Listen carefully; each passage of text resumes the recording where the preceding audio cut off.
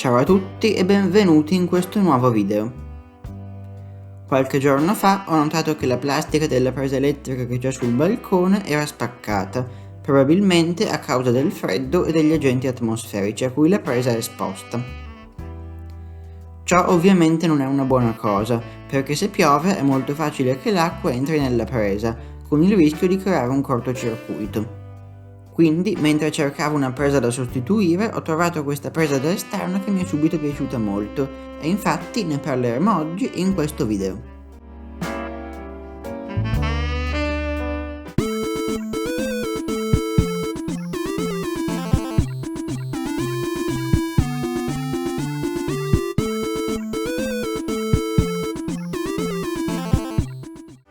Ciò di cui vi parlerò oggi è la presa 4-box wide. Questa presa che dovrebbe essere impermeabile anche quando ha una spina inserita. L'ho comprata su Amazon perché costava meno, ma la potete trovare anche nei negozi di materiale elettrico. L'ho ordinata ieri per 15 euro, oggi è arrivata ed ecco qui il pacco.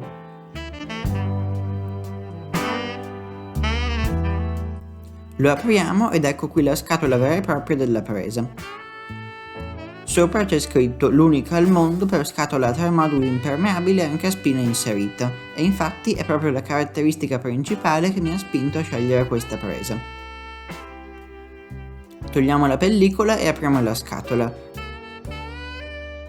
All'interno ci sono le viti per montarla su una normale scatola 503, la presa e le istruzioni di montaggio, anche se poi vedremo che è piuttosto semplice da montare, ma comunque è meglio leggerle. La presa sembra essere fatta abbastanza bene, lo sportello davanti è fatto di plastica dura bella spessa, quindi credo che si rovinerà meno della presa che c'era prima. Con questa levetta sotto si apre lo sportello, all'interno vediamo la presa, una presa di quelle che io apprezzo molto in cui si possono attaccare sia le spine italiane che quelle tedesche, senza utilizzare adattatori. Dietro vediamo il retro della presa e come vedete la presa è montata su questo supporto che permette di farla ruotare, in modo da poter collegare vari tipi di spine, sia quelle dritte che quelle ad angolo. Sul retro c'è anche questa guarnizione soffice che evita che entri acqua tra il muro e la presa. Questa guarnizione è una grande idea, credo che dovrebbero metterla su tutte le prese da esterno. Questo è il passaggio del cavo, con una guarnizione che stringe il cavo ed evita l'ingresso di acqua. Infatti la vera innovazione di questa presa è che mentre le altre prese da esterno sono impermeabili solo con lo sportello chiuso, quindi quando non c'è nulla di collegato, questa ci permette di tenere chiuso lo sportello anche se c'è una spina infilata, rimanendo quindi sempre impermeabile. Qui dietro ci sono, come in ogni presa, i morsetti per il neutro, la fase e la terra. Prima di comprarla vi consiglio di verificare di non avere tanti cavi nella scatoletta 503 in cui volete metterla, perché dietro sporge parecchio, quindi potreste fare fatica a montarla se dietro ci sono già tanti cavi. Dopo questa introduzione installiamo la presa sul balcone. Prima di fare qualunque intervento sull'impianto elettrico è sempre molto importante spegnere l'interruttore generale di casa, perché la tensione di rete può essere molto pericolosa. Poi per prima cosa dobbiamo smontare la vecchia presa, togliendo le due viti.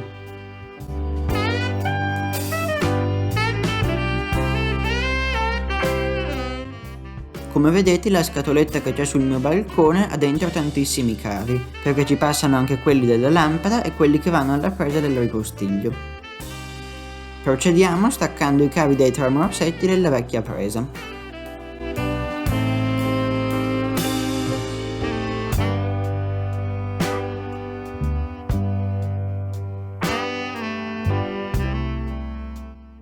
Poi, visto che qui abbiamo qualche centimetro di cavo in più, tagliamo le estremità spelate dei cavi perché siano un po' ossidate con il tempo.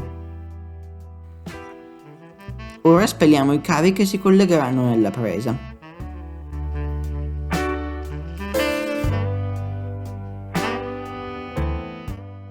Io qui avevo 3 cavi che entravano nel morsetto della terra, 3 in quello del neutro e 2 per la fase.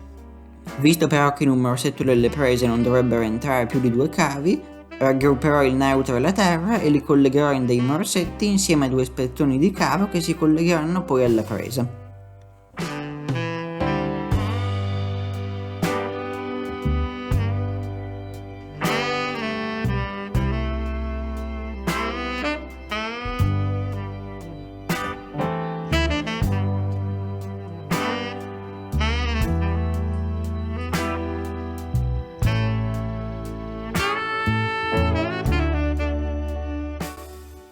Invece di cavi della fase ce ne sono solo 2, quindi poi li collegherò direttamente alla presa.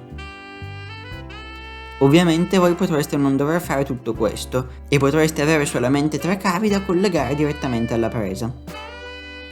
Comunque controllate sempre bene prima di staccare la vecchia presa come erano fatti i collegamenti e magari fate una foto per poi poterli rifare sulla nuova presa facilmente e senza fare danni.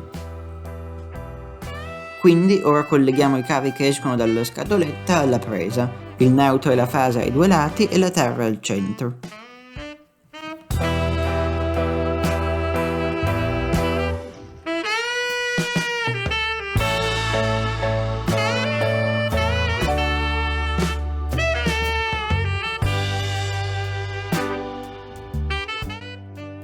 Adesso non ci resta che controllare se tutti i collegamenti sono corretti e montare la presa alla scatoletta con le 2 viti in dotazione.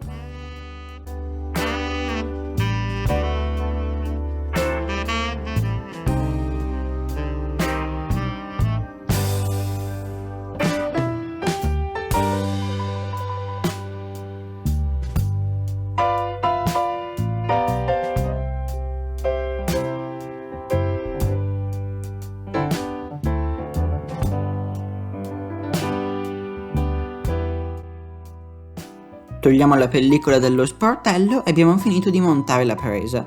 Ora quindi che è tutto chiuso possiamo tranquillamente riaccendere l'interruttore generale.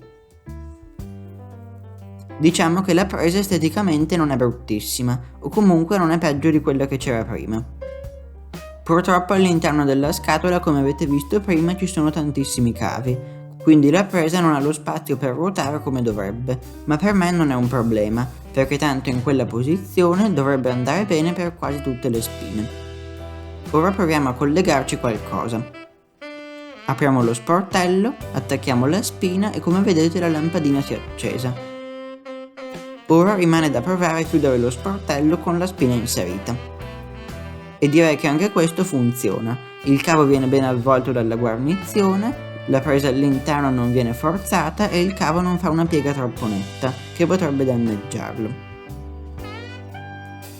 Ho provato a collegare anche altre spine e direi che con la maggior parte delle spine standard lo sportello si chiude bene, ma come c'è scritto sulla scatola non potete metterci adattatori, perché all'interno non c'è semplicemente lo spazio. Poi ovviamente se dovete solo attaccare una spina per pochi minuti potete anche usare la presa come una normale presa da esterno, quindi lasciando lo sportello aperto.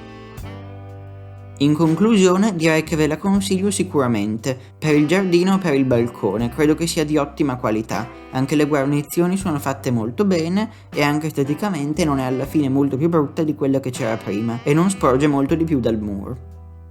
Come avete visto è molto facile montarla e in questo caso noi l'abbiamo montata su una scatoletta 503.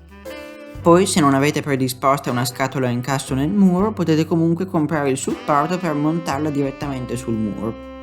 Sia la presa che il supporto vi lascio i link in descrizione. Ancora non posso dirvi se all'interno si formi condensa o se entri acqua, cosa che comunque non credo, perché da quando ho montato questa presa ad oggi non ha mai piovuto. Come prezzo diciamo che a prima vista il prezzo della presa può sembrare abbastanza alto, ma anche una normale presa da esterno, che comunque non offre questa protezione dall'acqua, non costa sicuramente meno di 15 euro. Bene, anche questo video si conclude qui, io sono molto contento di aver comprato questa presa, credo che sia fatta molto bene, se il video vi è piaciuto lasciate un like, mi raccomando iscrivetevi e se volete seguitemi anche su Instagram. Ciao e alla prossima con un nuovo video.